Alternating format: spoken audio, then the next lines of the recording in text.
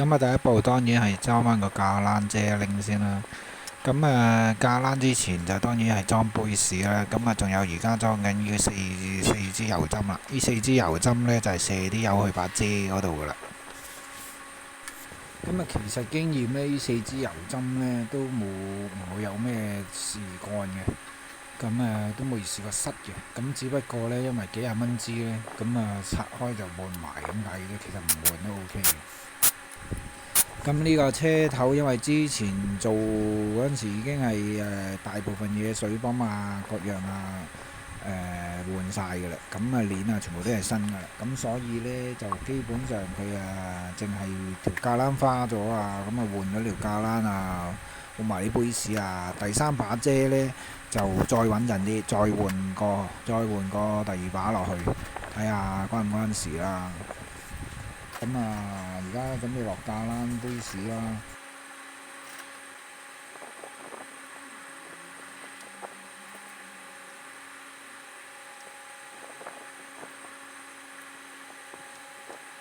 咁就落咗啲底油啦，落翻啲杯士啦。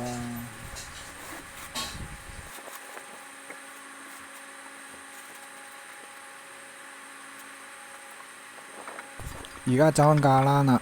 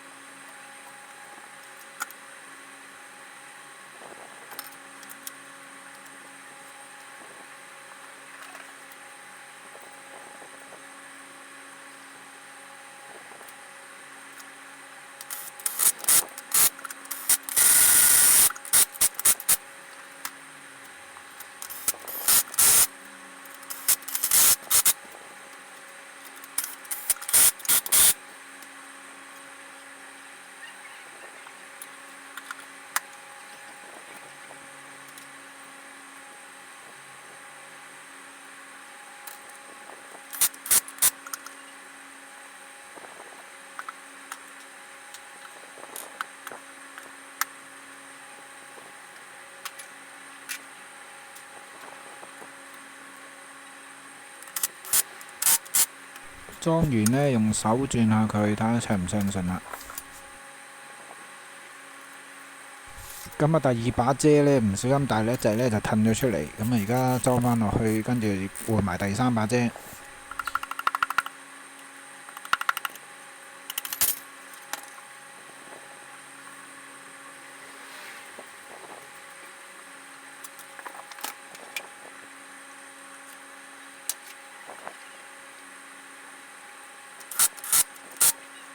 咁呢，每一把遮呢，裝完都轉下佢。咁你就如果唔順嘅話呢，就知道邊把遮有問題啦。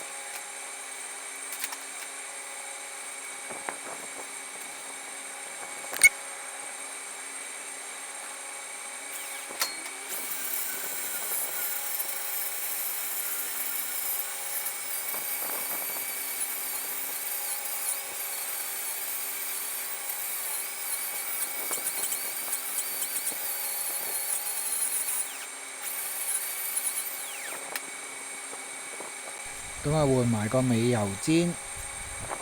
咁啊記得咧煎揸冇膠咧就等5至10分鐘，等佢乾先至裝上去，甚至乎其實耐啲都得嘅，最少都要等5至10分鐘。咁咧換翻啲膠圈。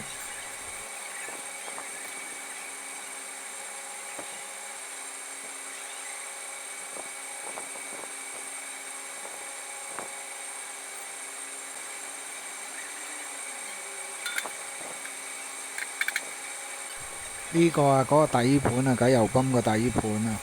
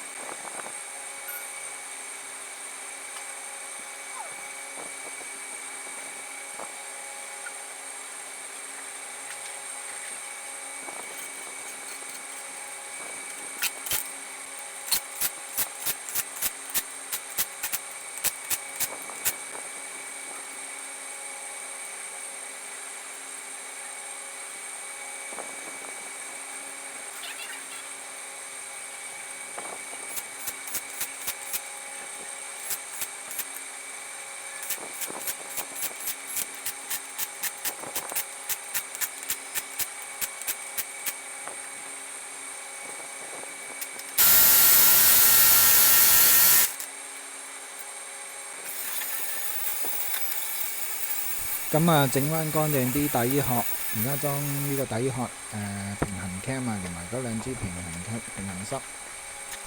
咁咧，呢兩支平衡塞啊，哇，玩死人嘅，成日都出事㗎，隻架車頭成日啷啷聲咧，就係呢兩支平衡塞啦。基本上都冇得搞嘅，因為佢如果佢蝕咗，你唔理佢咧，由得佢響咧，佢行到橢圓形嘅。咁啊，連個杯士都裝唔翻落去嘅，所以成個中江盤嘅。咁當然可以俾機器佬做啦，但係應該做翻都捱唔到耐嘅。咁啊，所以嗰兩個杯士都幾 fit 位嘅。咁你只要行到個窿橢圓少少咧，就已經裝唔翻落去。咁所以就通常都唔會換杯士嘅啦，換唔到嘅，你都試過。好多人都賴嘢就係呢兩個杯士，要搞到要換中缸。咁跟住而家咧就裝下鏈啦，下邊嗰兩條鏈啦。咁下邊兩條鏈呢，一條咧就帶動嗰個偈油泵啦，車頭轉就帶動個偈油泵轉，泵啲偈油上去啦。一個咧就係帶動嗰個油渣泵啦，泵啲油渣泵啦。搬啲油渣上去啦。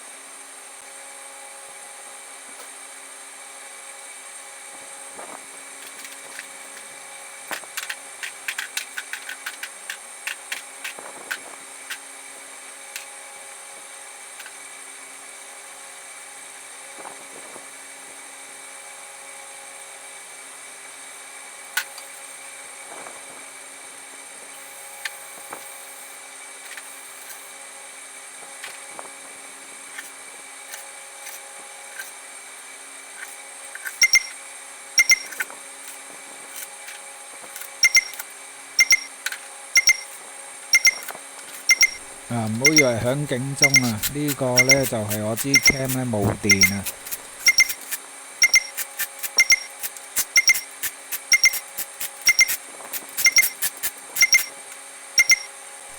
而家換呢個呢就沙格啦。上一集講咗啦，呢個沙格呢就好緊要，攞嚟隔啲大垃圾。咁永遠部車頭有冇嘢爛呢？就係睇下佢有啲咩碎片喺裡面啦。咁呢，如果有碎片多呢，塞住呢，咁就會出現呢一踩大油呢，就個車頭過熱啊，有少少輕微揦揦地咁啊，即係好似唔夠計油上咁啊，就係佢啦。咁但係如果低轉2、3千轉呢，就冇問題嘅喎，係要踩高轉嗰陣時呢，就揦車頭呢，就因為多垃圾塞住咗啦。跟住呢個呢，就盤頭針口啦，跟住就上盤頭啦。所有油窿啊、螺絲窿啊落晒計油，咁就包保萬無一失啦。咁盤頭呢，就最好拉磅尺啦，好似我咁啊，我就拉82個Newton。咁我正確呢就好似係90再加90度嘅。咁我唔咁考究啦，因為其實就82差唔多噶啦，81、82差唔多噶啦。咁其實呢，好多人以為呢拉磅尺呢就係要大力。咁其實大力呢，好多人上螺絲呢以為大力就會實噶啦。其實如果學過嘅話呢，就知道螺絲呢，如果過咗個磅數呢，就會變弱嘅。咁呢，就其實拉呢個磅尺呢，主要呢就唔係要大力，而係就係唔好過個磅數，唔好太大力。相反嚟講，如果要大力呢，其實就你落把長波掟落去呢，就等於你上呔鈴咁。好多人呢落個長水喉通落去上，咁你實夠大力㗎，但係你可以擰到粒螺絲塌下都得㗎嘛。咁就所以唔係要你大力，要大力呢就唔需要落磅尺。落磅尺係叫你唔好咁大力，聽到佢得你就收手啦。咁呢，同埋最主要原因點解個盤頭一定要落磅尺呢？因為最主要係要拉力平衡嗰18口螺絲要拉力平衡。如果唔好一粒大力啲，一粒細力啲，